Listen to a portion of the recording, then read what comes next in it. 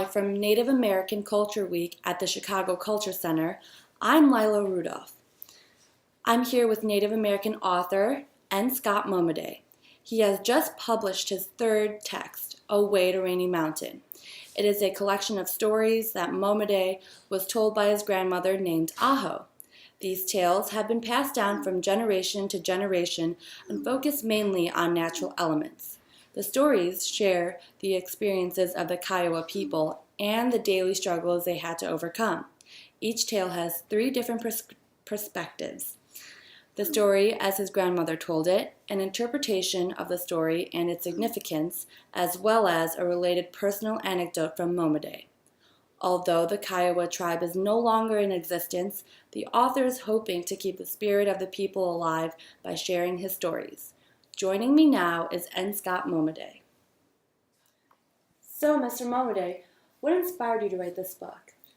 My grandmother's devotion to her culture, heritage, and tribe gave me the sense that what she had to say was really important.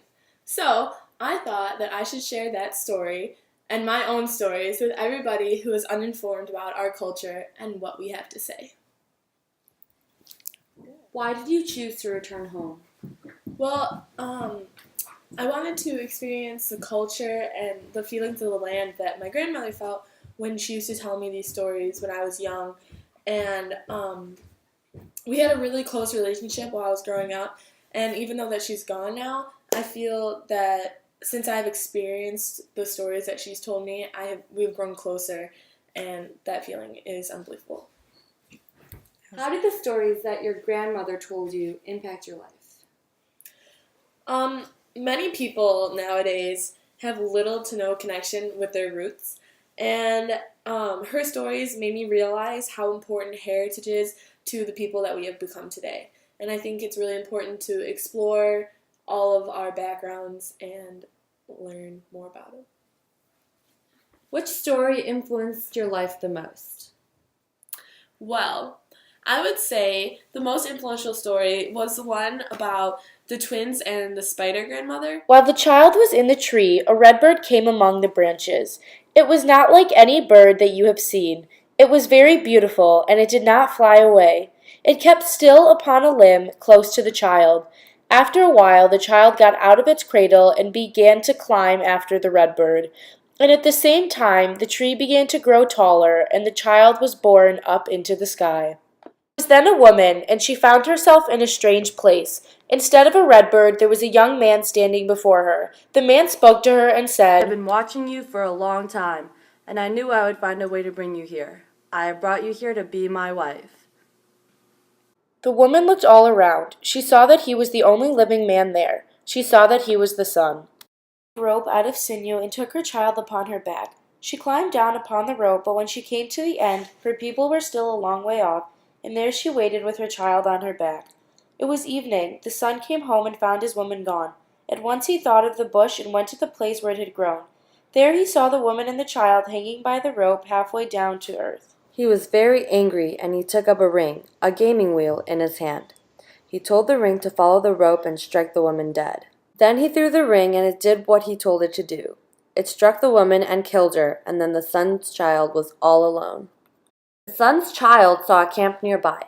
He made his way to it and saw that a great spider, that which is called a grandmother, lived there. The spider spoke to the son's child, and the child was afraid. The mother left him toys to play with, a ball, a bow, and arrows.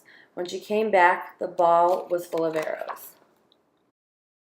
Time again, the grandmother tried to capture the boy, but he always ran away. The boy was caught up in the snare, and he cried, but the grandmother sang to him, and at last he fell asleep. Go to sleep and do not cry. Your mother is dead, and you still feed upon her breast. Ooh, ooh, la, la, la, ooh, ooh.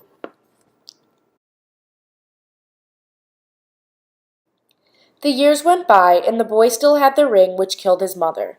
The grandmother spider told him never to throw the ring into the sky, but one day he threw it up, and it fell squarely on top of his head and cut him in two. He looked around, and there was another boy just like himself, his twin, The two of them laughed and laughed, and then they went to the grandmother spider. She nearly cried aloud when she saw them, for it had been hard enough to raise one.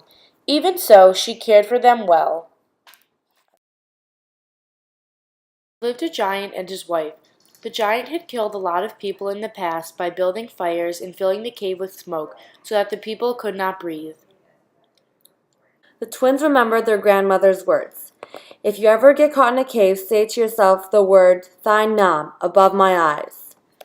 The twins repeated the word Thine Nam over and over to themselves, and the smoke remained above their eyes. When the giant had made 3 great clouds of smoke, his wife saw that the twins sat without coffee or crying, and she became frightened. Let them go, she said, or something bad will happen to us. The next thing that happened to the twins was this. They killed a great snake which they found in their teepee. When they told the grandmother spider what they had done, she cried and cried. You killed your grandfather! And after that, the grandmother spider died. The twins wrapped her in a hide and covered her with leaves. The twins lived on for a long time, and they were greatly honored among the Kiowas. Because it taught me to be a good boy. And it scared me into doing the right things when I was a child. When my grandmother Aho first told me, I thought that if I misbehaved, I would kill my own grandfather. So that really scared me. And I stayed away from like forbidden objects and like the rituals. Like I wasn't allowed to partake in them when I was little. And because of that, like when I thought I would do something bad, what happened if I touched them? Which story was your personal favorite? That's a tough one because there's so many. The story about the pretty woman was probably my favorite because it's kind of mysterious. East of my grandmother's house, south of the pecan grove, there is buried a woman in a beautiful dress. Mama Deity used to know where she is buried, but now no one knows. If you stand on the front porch of the house and look eastward towards Carnegie, you know that the woman is buried somewhere within the range of your vision, but her grave is unmarked. She was buried in a cabinet, and she wore a beautiful dress. How beautiful it was! It was one of those fine buckskin dresses, and it was decorated with elk's teeth and beadwork. The dress is still there under the ground. I like that she was buried somewhere in the ground that I walked on, but I just never knew where. And Grandma Aho told me the story really passionately, and I would close my eyes and picture like the beautiful gown and the woman in the ground, and I love that story. Interesting. You speak so lovingly of your grandmother. Will you tell us what her favorite story is? Her favorite, excuse me. Her favorite story was the one where she visited the Taimee keeper's house. Well, actually, it was his wife's house. But Aho went to see the Taimee keeper's wife. The two of them were sitting together, passing the time of day, when they heard an awful noise, as if a tree or some other very heavy object had fallen down.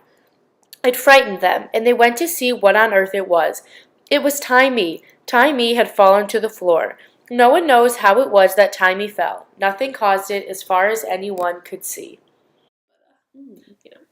I think she liked it so much because she was actually involved in the story. Whereas the other stories, she was just told and then passed them on to my generation. It's so interesting because it really shows how strong the spirit of the Taimee is. My favorite story is the one about the bear. The Kiowas made a legend at the base of the rock. My grandmother said, 8 children were there at play, 7 sisters and their brother.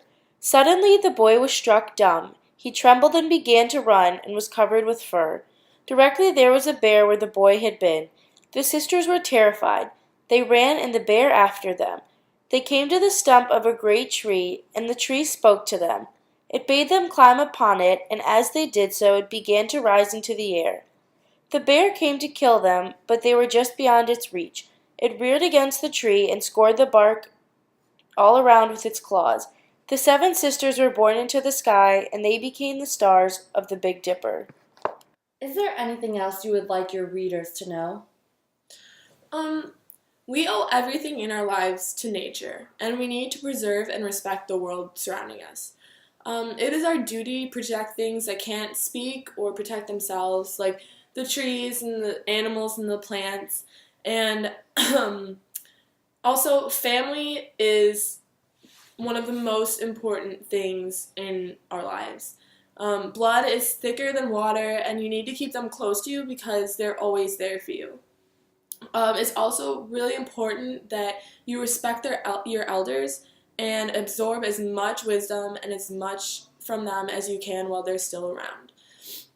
Lastly, spirituality is really important to have something that you believe in regardless of what that may be.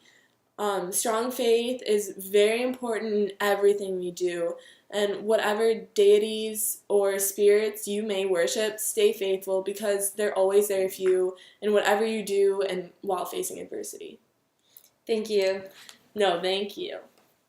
Wow, what a treat that was to be able to talk to Momode. His life experiences and the stories he was told are so incredible. Be sure to check out Away to Rainy Mountain. There are so many great things to see here at Native American Culture Week, so be sure to come and check it out.